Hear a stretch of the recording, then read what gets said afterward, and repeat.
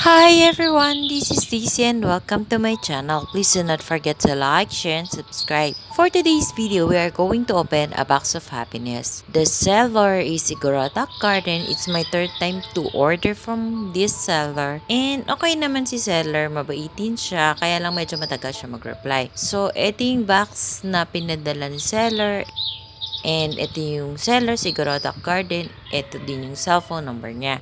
So, it's a small box kasi konti lang yung in-order ko. It's only 7 pieces of cacti.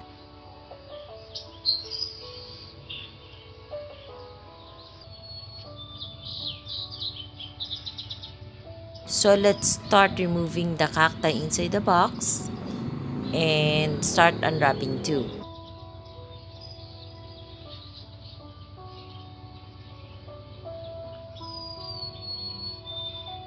So, I ordered from Igorota Garden 6 pieces of tea lines pero maliliit lang siya kasi it's 3 pieces for 100 pesos.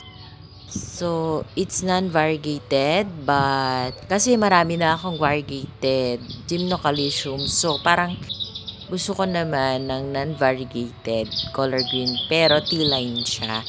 So, meron ako ditong non-variegated gymnocalcium which gave me 8 flowers this year. So, gusto kong dagdagan pa sakaling bigyan din ako nitong mga non-variegated gymnocalcium but tea lines ng maraming flower. Kaya lang sa tingin ko medyo hindi pa sila matured. So, let's see.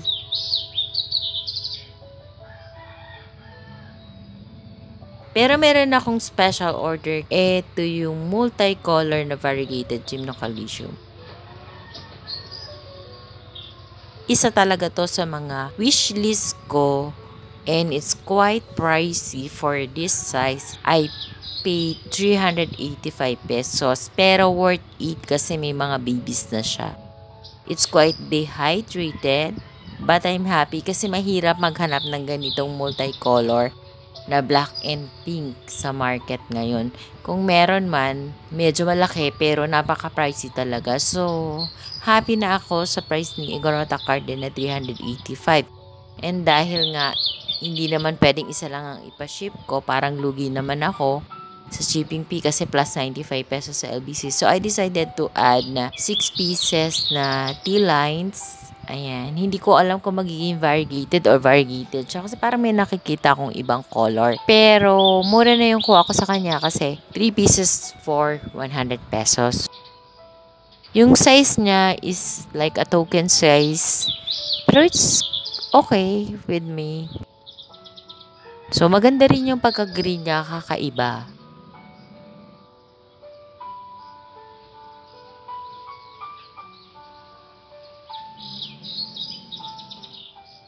Iba-iba din yung binigay ni seller. Merong fluffy, yung may mga white cottony dun sa ibabaw.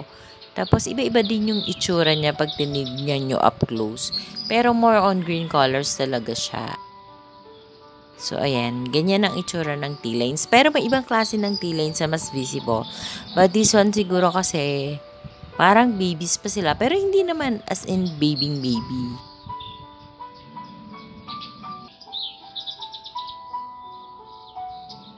So, I'm happy kasi mura na rin yung 3 for 100 na tea lines. Pero mas happy ako doon sa multicolor na variegation na pink and black. So, medyo maalikabok lang siya.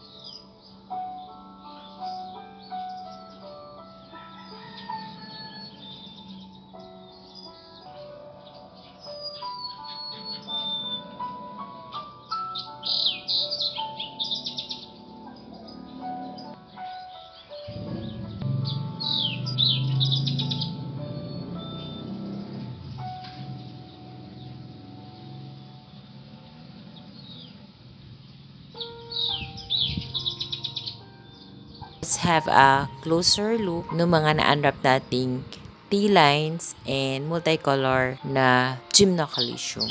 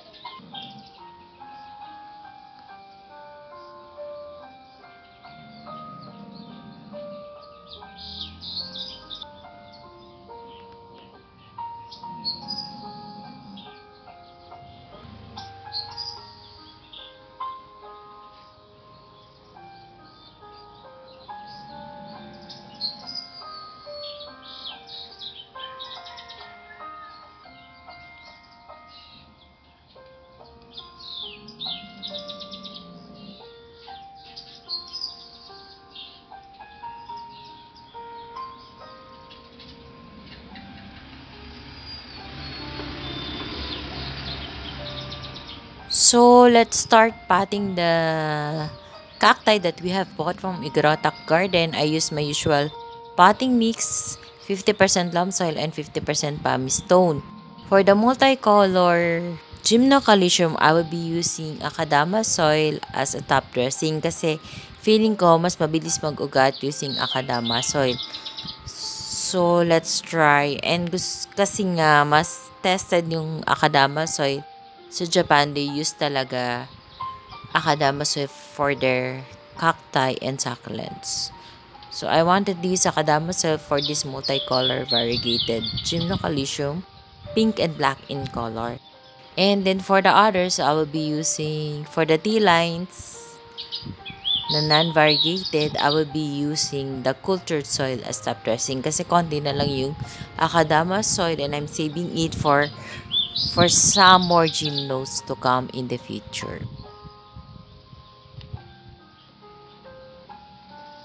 So, madali lang naman ipati yung mga variegated gymnocalcium or cacti compared sa mga succulents. Minsan kasi pag mahaba yung stem ng succulents, mahirap silang ipat. But for the cacti, it's easy kasi na-trim nga yung roots nila. So, parang maiiksi yung roots nila. All you have to do is fill out the pot or with your potting mix, kung ano yung gusto nyong potting mix. But the cacti loves a gritty potting mix and then just put your cacti on top of your pot with the potting mix and then top it with the top dressing you want. It can be sand, stone, Akadama soil, Masato soil.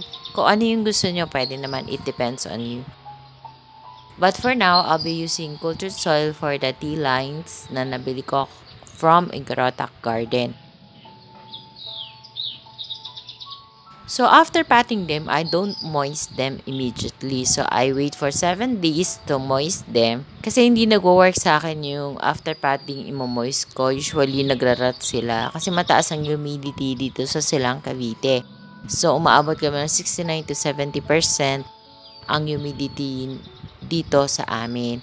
So, lalo na ngayon, malamig, bare months, mas marami silang nakukuhang moisture sa air. Especially in the morning kasi meron tayong tinatawag na morning dew. So, I won't moist muna. Ipa-stable ko muna sila for 7 days. Para sure na hindi magkakaroon ng root rot or hindi malusaw yung ating cacti. And katulad nga ng palagi kong sinasabi, yung potting mix ko is composed of 50% loam soil and 50% pumice stone. Yun talaga yung usual na potting mix na ginagamit ko. But sometimes, I also adjust it depende sa gusto kong gamitin. Pero most of the time, sa succulents, yun talaga yung ginagamit ko. Pati sa cacti. So, nagkakaiba lang talaga sila sa mga top dressing kung ano yung available ko. Sometimes black sand, red sand, white sand, cultured soil, and Akadama. So, depende sa availability, yun yung ginagamit ko. So, yung loam soil na nabibili dito sa area namin is composed already of vermicast, garden soil, carbonized rice hull, and rice hull. So, madalas naglalagay ako ng top dressing kasi pag nakikita ng mga house bird yung mga rice hull on top of the pot, talagang kukunin nila yon and then maglalaro sila dyan hanggang sa mabunot na yung tinanim kong cactus or succulent. So, kaya ako naglalagay ng top dressing. Pero yung top dressing kasi, nakakapagpaganda din siya kapag nilalagyan mo ng top dressing yung mga succulents o yung cacti mo pag pinapat mo sila.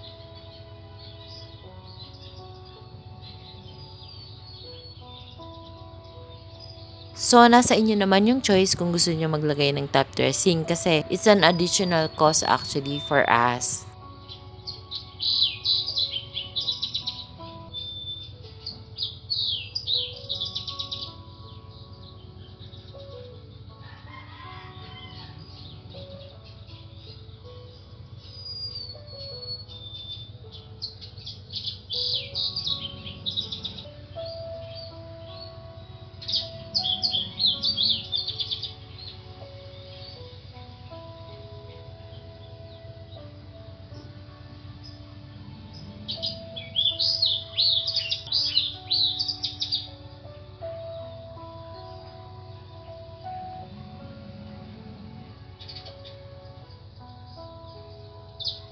So, we're almost done potting. So let's have a final and closer look of the cacti that we have potted from Igorota Garden. Enjoy watching!